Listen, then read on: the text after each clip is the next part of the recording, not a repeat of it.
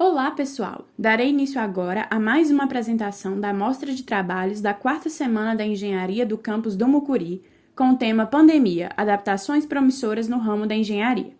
O trabalho, intitulado Proposta de Estrutura de Porto localizado em Mucuri, Bahia, foi desenvolvido por mim, Lorena Lema Alves, e pelo Ramon Couto de Souza, e nós fomos orientados pelo professor doutor Francisco César Dal. A apresentação é dividida da seguinte maneira: introdução, objetivo, metodologia, resultados e discussão, considerações finais e, por fim, temos as nossas referências bibliográficas. Bom, a indispensabilidade da utilização da água é intrínseca à história da humanidade. Desde que o ser humano passou a viver de forma sedentária, instalando-se às margens de lagos, rios e outras fontes de água, este recurso passou a fazer parte da agricultura, lazer, transporte, abastecimento e desenvolvimento de grandes populações, e não apenas de poucos indivíduos.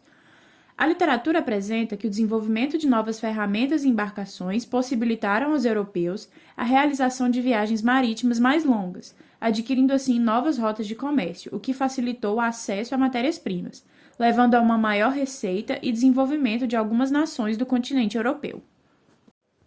É importante destacar que um porto pode ser definido como um conjunto de infraestruturas abrigadas das correntes marítimas, localizando-se às margens de rios, lagos ou oceanos, destinando-se a atividades tributárias, imigratórias, alfandegárias, comerciais, aduaneiras e ao atracamento de embarcações.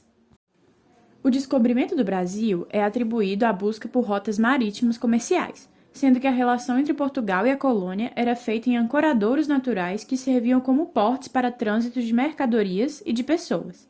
Destaca-se ainda que, com a chegada do príncipe regente Dom João ao Brasil, no ano de 1808, os portos brasileiros foram abertos a nações aliadas através da assinatura da Carta Régia de Abertura dos Portos. Contudo, o início da jurisdição dos portos brasileiros se deu pelo Decreto nº 447 de 1846, que possibilitou o regulamento da capitania dos portos.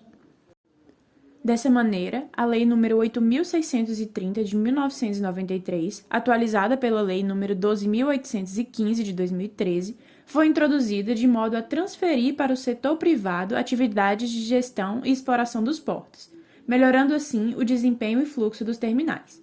Além disso, a lei foi responsável pela criação da administração portuária, pelo órgão gestor de mão de obra e pela instituição do Conselho da Autoridade Portuária. Segundo a Agência Nacional de Transporte Aquaviário, a ANTAQ, no ano de 2020, cerca de 485 milhões de toneladas foram movimentadas através de atividades portuárias, sendo que a operação de longo curso foi responsável por 226 milhões de toneladas exportadas e 70,5 milhões de toneladas importadas. Além disso, a operação por cabotagem foi responsável pela movimentação de 85 milhões de toneladas e a navegação por vias interiores contou com uma movimentação de 14,6 toneladas.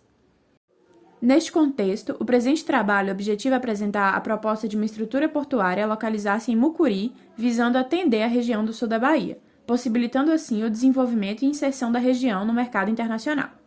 Conforme dados do Instituto Brasileiro de Geografia e Estatística, o IBGE, o município de Mucuri possui uma população estimada para o ano de 2020 de 42.251 habitantes, estando localizado no sul do estado da Bahia.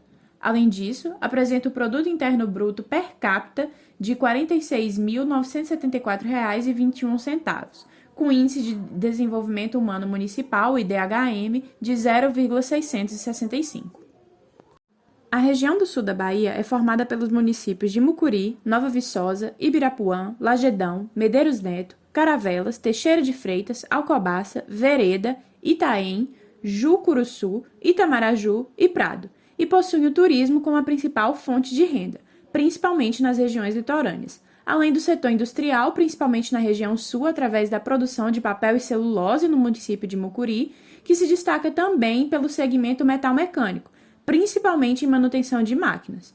O setor mineral, com a exploração de mármores e granitos em Teixeira de Freitas, e o setor agropecuário, com a pecuária bovina e o cultivo de abacaxi, cacau, café, coco da Bahia, mamão, mandioca, melancia e eucalipto. Bom, para a definição do local de instalação do porto, considerou-se a facilidade de acesso de rodovias próximas, possibilitando assim a interligação com o modal rodoviário e, consequentemente, promovendo a relação porto-cidade. Para isso, utilizou-se das informações presentes no mapa multimodal do Departamento Nacional de Infraestrutura e Transportes, o DENIT, conforme observado aqui na figura 1. Para o dimensionamento de piers e berços de atracação, foi utilizada como embarcação tipo a máxima dimensão para a embarcação que atravessa a eclusa do Canal do Panamá, possuindo, portanto, um comprimento de 1.200 pés, ou 366 metros, boca de 106,7 pés, ou 49 metros, com calado de 49,9 pés, 15,2 metros. Além disso, a literatura apresenta que, para garantir uma boa manobrabilidade, o raio da bacia de evolução deve ser de 2 a 3 vezes o comprimento da embarcação tipo.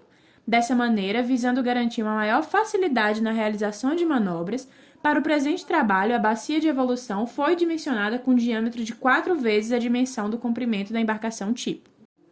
Através da análise do mapa multimodal, escolheu-se para a implantação do porto o trecho da rodovia BA-001, entre os municípios de Mucuri, Bahia, e Nova Viçosa, também no estado da Bahia, uma vez que a configuração formada entre as rodovias BA-698 e BA-697 com a BA-001 possibilita um duplo acesso. Além disso, a BA-697 interliga-se à BR-418 e a BA-698 interliga-se à BR-101, sendo a BR-101 uma das mais importantes rodovias que faz ligação para o litoral brasileiro. Ainda nessa perspectiva, tem-se que o município de Mucuri apresenta uma localização notável, sendo a primeira cidade nordestina no sentido sudeste e nordeste.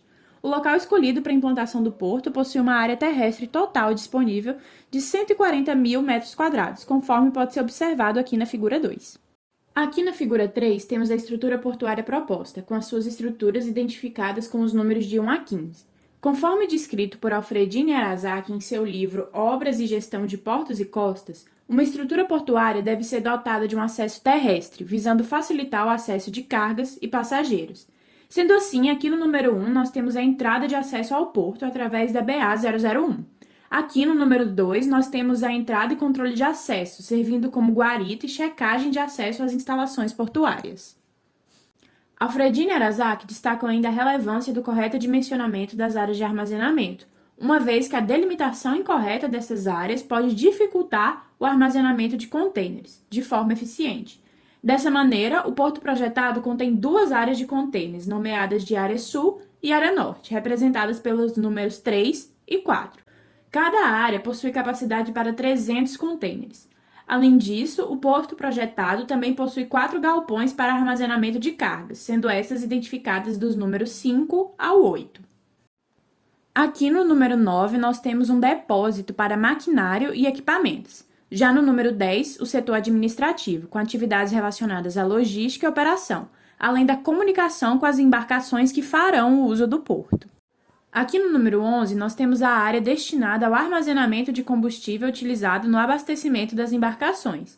E no número 12, nós temos uma garagem para veículos de transporte e operação de abastecimento.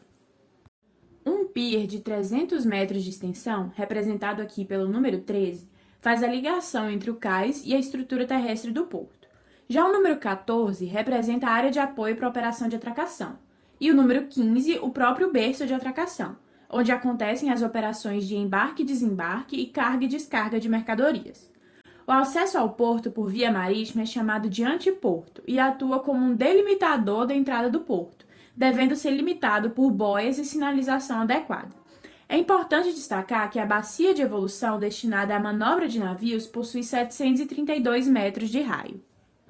Por fim, o porto dimensionado visa atender a região do sul da Bahia e regiões vizinhas, que ao fazer o uso de suas instalações obterão maior eficiência na logística e, em alguns casos, pode abrir oportunidade para novas rotas e parceiros comerciais. O porto poderá ser utilizado por indústrias de grande e médio porte, como também para o escoamento de produtos agrícolas e carne bovina. Entre as ressalvas, vale observar a indisponibilidade de dados a respeito da oceanografia da região, sendo estes essenciais para estudos relacionados à dragagem do cais e da bacia de evolução, como também para o projeto de implantação de obras de proteção da estrutura portuária contra ondas, marés, ventos e demais fatores que comprometam a estrutura e a operação.